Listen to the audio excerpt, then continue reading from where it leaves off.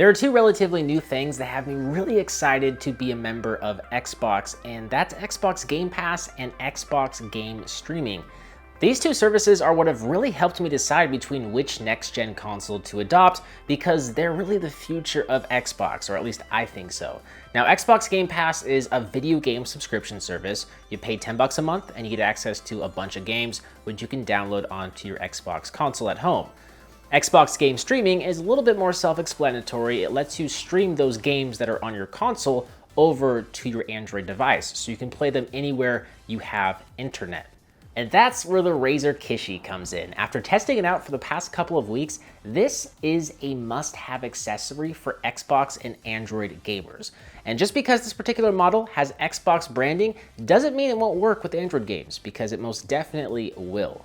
So what it is a mobile gaming controller that fits almost any smartphone. It's like Razer took the official Xbox controller and sort of split it apart to sandwich a smartphone. And as you can see here, it folds up into this fairly portable square that you can fit into a bag pretty darn easily. And when you're ready to game, you just flip it over and you pull on these two little tabs to extend the controller. You'll see it kind of pop apart. Now, this is where you're gonna have to be a little bit careful because it uses these stretchy rubber ribbons to keep the two controllers attached and connected to one another. And depending on how big your smartphone is, you'll have to plug your phone into the USB-C port on the right side and stretch the other end of the controller over the top of your phone. You wanna be careful though that you don't overextend the ribbon because it feels like it could rip and then your controller might be completely wrecked. So you do have to be careful. And while it says it has a universal fit, it just barely fits the Samsung Galaxy Note 20 Ultra. I mean, I really have to stretch it to its limits. Granted, that is a really big phone. It has a 6.9-inch display. So yeah, I mean, it is fairly universal in the sense that it should fit most Android phones because most Android phones aren't that big. But if for some reason you're rocking a phone bigger than a Note 20 Ultra, you're gonna run into some issues.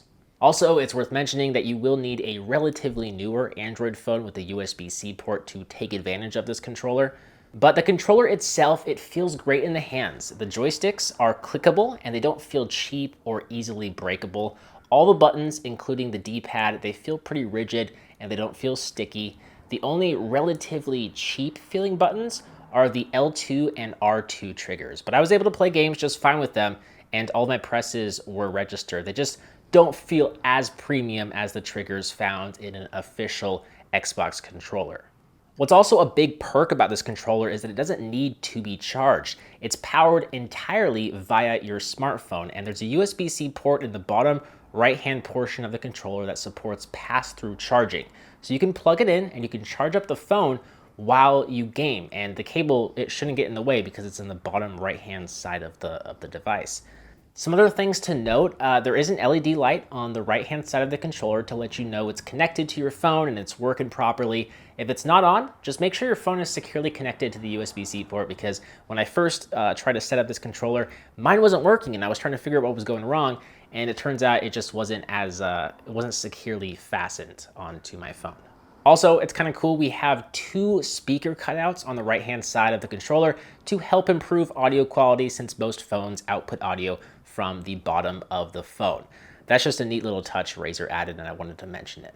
Now, right when I set up this device, I was able to start gaming with really no issues and no major adjustments needed. The buttons all felt comfortable to locate, and the Xbox branding on the buttons, that helped kind of get more familiar with this controller. What's neat about it being a wired controller is it severely cuts down on latency, so you really shouldn't notice much delay at all. In fact, I used Xbox Game Streaming with the Xbox Beta app, which now supports that feature, and I was able to play an online game of NBA 2K20 with no lag or input delays whatsoever. I thought that was pretty amazing considering I was, on the other end of my house from my Xbox console. And I don't know, I frequently experience some lag and hiccups when playing 2K20 on my console like the traditional way. So that was pretty cool. The only downsides I see with the Kishi is that it doesn't support most cases or extremely big phones, larger than the Galaxy Note 20 Ultra. And it costs between $80 and $100. That's a little bit on the expensive end of the spectrum for a gaming controller. Now, with that said, Razer told me that the Android version of the controller, which costs $79.99, it will work with Xbox game streaming and Xbox Game Pass just fine. It just doesn't have all of the same Xbox branding on the buttons. So if you really need the Xbox branded buttons, it'll cost extra. It'll cost $100 for the Xbox official controller. But I would just definitely, recommend the standard Android version to save some money. So if you're interested in the Razer Kishi, I'll place a link in the description. As always, I'm curious to hear your thoughts on this device in the comments section below. I'm BoHD. Thanks for watching. I'll see you right back here in the next one. See ya.